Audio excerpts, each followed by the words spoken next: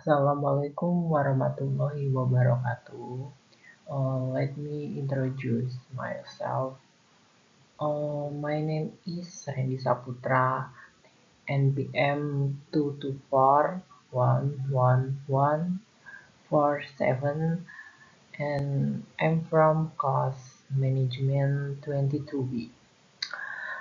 Oke, pada kesempatan kali ini saya akan menjelaskan materi tentang statistika ekonomi, tepatnya di pertemuan ke-10 dengan materi uji homogenitas.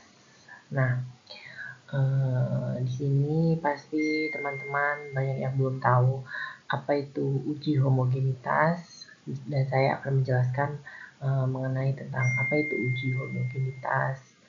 Nah, untuk uji homogenitas itu adalah salah satu metode yang ada dalam pengujian dalam statistika untuk nantinya mengetahui apakah ada dua atau lebih sampel dari populasi yang berbeda.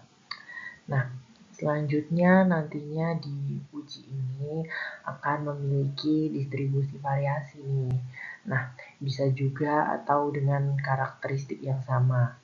Nah, untuk uji homogenitas ini dapat juga dilakukan sebagai pembuka dalam analisis independent sample T atau biasa disebut dengan TES dan analisis varian ANOVA.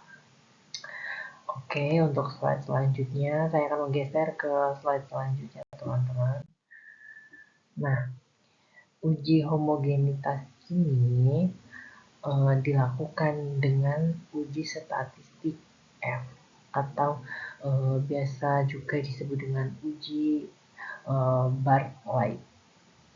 Nah, ada juga biasa disebut dengan uji Lifan, uji Karp, dan uji Harley. Nah, di bagian hipotesis yang akan diuji ini dapat juga tergantung pada jumlah sampel.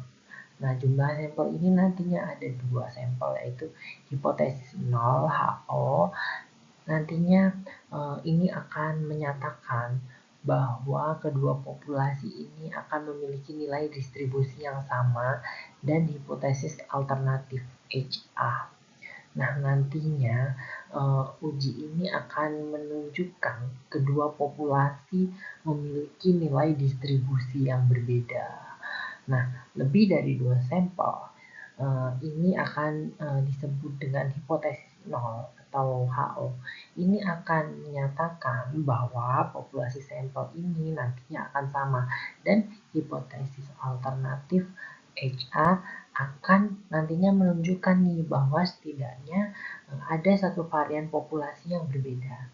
Nah, kapan sih untuk menggunakan uji homogenitas ini? Nah, waktu yang tepat atau timingnya yang tepat untuk menggunakan metode uji homogenitas ini dapat kita lakukan untuk mengetahui nih apakah kedua populasi dari data variabel X dan Y ini memiliki distribusi data yang sama.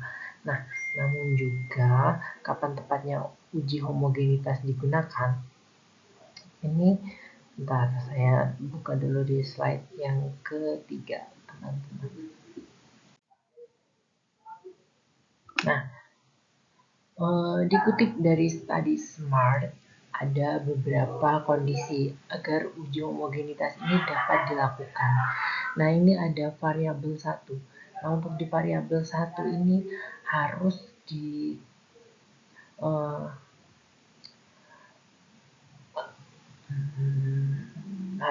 dikategorikan berasal dari kelompok yang sama. Nah, contohnya misalnya ini akan merujuk pada penelitian yang dipublikasikan dalam jurnal Canadian Medical Association Journal (JMAJ) pada tahun 2016. Nah, pada studi kasus ini ingin melihat berapa banyak nih penderita penyakit jantung di suatu daerah yang berhasil selamat dari serangan jantung berdasarkan tempat tinggal mereka, yaitu rumah atau apartemen lantai 1, 2, dan 3.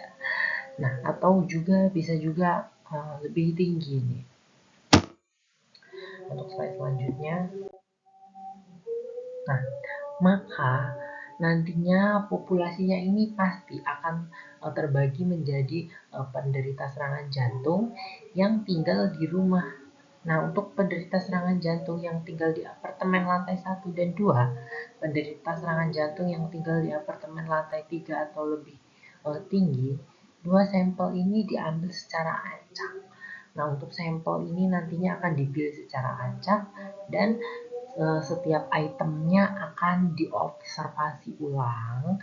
Nah, ini juga hanya diperbolehkan berada pada satu kategori saja. Nah, contohnya seperti gini nih teman-teman. Misalnya untuk contoh tuh ada penderita jantung di atas, seseorang ini bisa juga tinggal di rumah atau apartemen. Nah, tetapi untuk menjadi bagian dari sampel, ini tentu saja mereka harus memilih nih salah satunya saja. Ada 3 ukuran sampel yang harus cukup besar. Nah, sampel-sampel ini nantinya akan diharapkan bahwasanya bisa mewakili jumlah populasi sebesar 100%. Nah, ada nah di sini saya juga akan menjelaskan ada pendapat juga nih yang mengatakan bahwa idealnya ukuran sampel ini adalah 100%. Jadi di sini idealnya nih sampelnya ini harus 100% teman-teman. Nah, ada juga pendapat tuh yang mengatakan bahwa idealnya ukuran sampel ini adalah 10%. Nah, jadi yang benar yang mana nih? Nah, mari kita observasi ulang. Nah, dari jumlah populasi ini, namun menurut Singarimbun dan Effendi pada tahun 1995, ukuran sampel ini minimal 30 orang. Nah, agar hasil uji ini akan nantinya semakin baik. Nah, kaidah uji homogenitas ini ada 2 kelompok, teman-teman, atau lebih yang dapat diukur, dapat diketahui dengan homogenitasnya dan nilai signifikansinya atau P.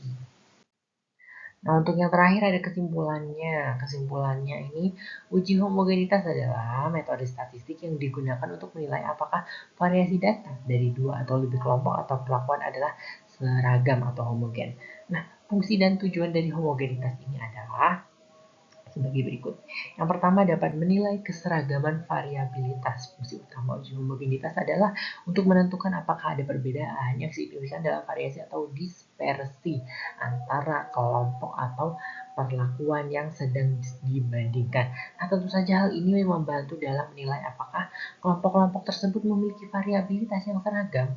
Nah, validasi asumsi statistik, banyak metode statistik yang seperti analisis varians atau ANOVA mengasumsikan bahwa uji homogenitas ini variasi antara kelompok. Nah, oleh karena itu, uji homogenitas ini digunakan untuk memvalidasi asumsi tersebut. Nah, tentu saja jika asumsi tersebut homogenitas ini terpenuhi, maka hasil analisis statistik yang menggunakan asumsi ini akan lebih dapat diandalkan. Nah, sekian penjelasan dari saya ucapkan terima kasih.